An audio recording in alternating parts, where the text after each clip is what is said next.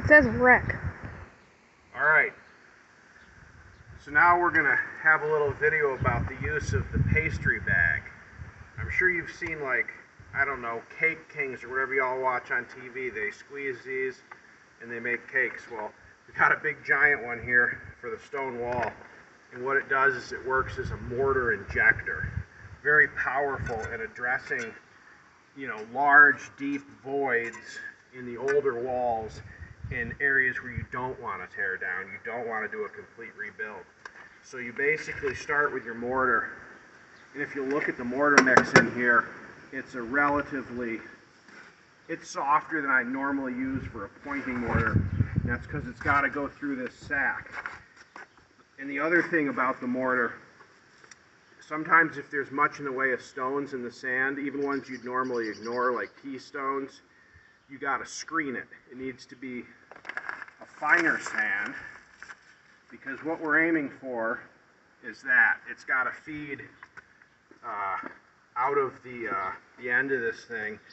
And some people think this is like a lazy shortcut, but I tell you, it works your hands and arms worse than the conventional way, but there's things it can do.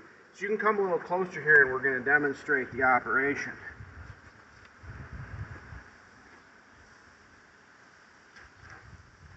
See how deep we're injecting that? So that's truly structurally, it's not a superficial cover the crack. That's a true structural advantage to this wall that we're giving it. And you bring it right out, and boy, you see what can be done. You bring it right flush with this thing, and I'll tell you, this is not the most cosmetic method. You go like that to keep it primed up.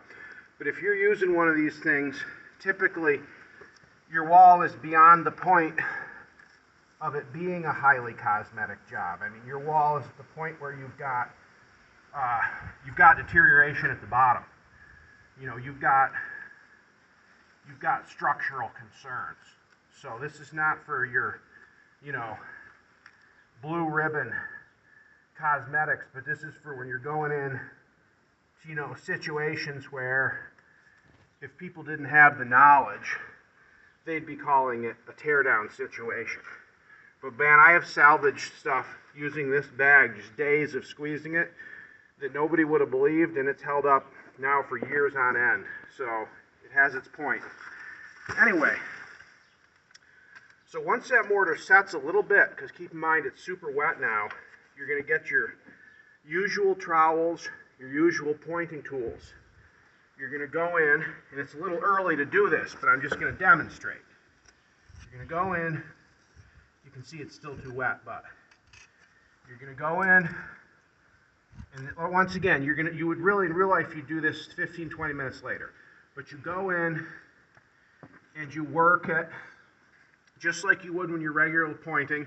Then like another 30 minutes later, 45 minutes later, you smooth it with your glove, and you'll end up with an appearance that's not like this. It's not looking like you blew, caulk in there. It's going to end up more or less looking just like the rest of it, but perhaps a little less control of where the mortar goes. So that's the magic of the pastry bag, and it can do you a lot of good if you're going into these rough old structures. Cut.